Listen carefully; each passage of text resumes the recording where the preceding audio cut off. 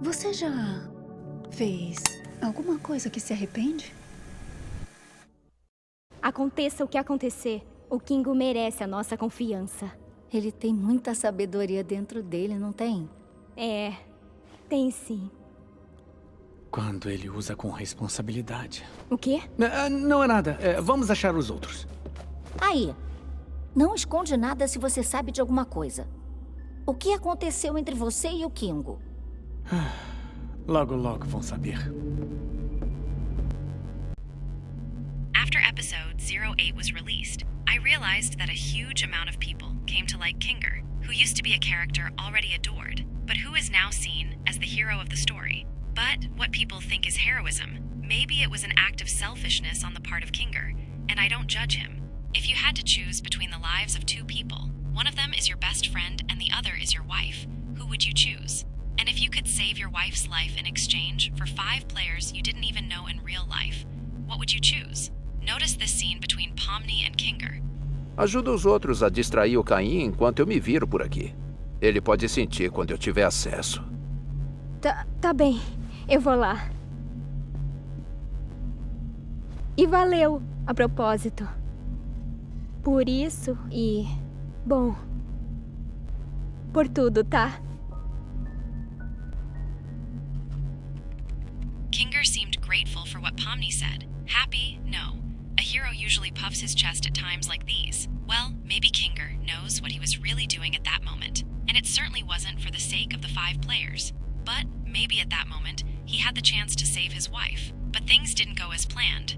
Jax is a character who usually breaks the fourth wall many times, in addition to predicting certain events within the circus.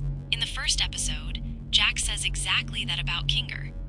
Olha, sem ofensa, Kingo, mas eu achava que você fosse o próximo. Obrigado. Eu acho que isso só prova que não se pode confiar no Kingo pra nada. What if what Jax said is really true? What if the players trusted too much who they shouldn't? Looking back now, the line that NPC Abel has about Kinger is very suspicious. O que aconteceu entre você e o Kingo? Logo, logo vão saber. To know what, so far nothing has been shown. What was so bad happened between Kinger and Scratch. Analyzing the dynamics of episode 7 and 8, we can see that both are about making a choice, red or blue. If in episode 7, the red button was chosen, then in episode 8 another choice was made, blue. But as Caine himself said, blue was a bad choice. How bad is it? We'll see in episode 09. Kinger and Queen are the representation of Adam and Eve, and Caine is the representation of God. We can see this in this photo, a clear reference to the picture of God trying to touch Adam. And curiously, Quenny is next to Caine, scared as if Caine was taking care of her. In Caine's Requiem, we see a scene where Kinger is talking to Queenie, and right behind he appears. Kinger! Why? How did you even get here? No time. We gotta go before. We see Kinger talking to Queenie inside the fortress about a possible escape, but Caine appears behind and transforms. We can consider that this is a situation of the past, but what if it is not? When does Caine transform during EP8? Por que vocês me atormentam assim? Eu não pedi pra ser criado! Eu só queria cumprir o meu propósito! At this very moment, Kinger is having access to the game files. In one of those folders could be Queenie, but maybe to get her out of there, it was necessary to deactivate Caine. But his plan failed when Caine's system discovered that he was being hacked, resetting its unstable version, and preventing Kinger from disabling Caine. Throughout the series, we can see religious references, the first of which is about Jesus Christ. Both Pomni and Kinger are represented as Jesus. In this photo, posted by the creator of the series, we can see Pomni on a cross, a clear representation of Jesus' sacrifice. And in this image of one of Glitch's official products, we can see Jesus Christ on top of Kinger's head. But according to the Bible, there is only one Jesus Christ, and the one who pretends to be him is considered a false prophet. So between Kinger and Pomni, who would be the false prophet? In the first episode of the series, at the end, we can see that they sit at a table, a clear reference to Holy Supper.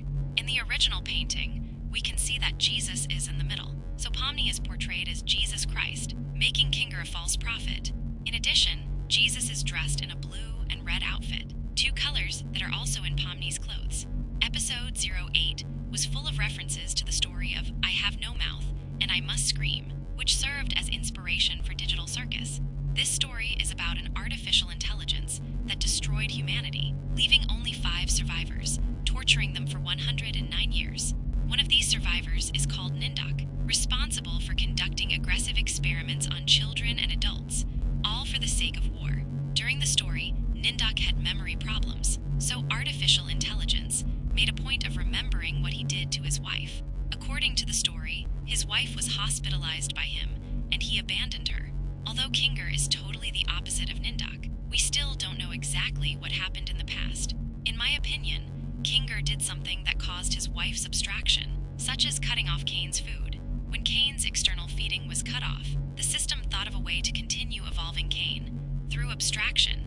And now in episode 8, Kinger did something that probably compromised the player's departure. Remember, who kept the players' minds active was Caine. Without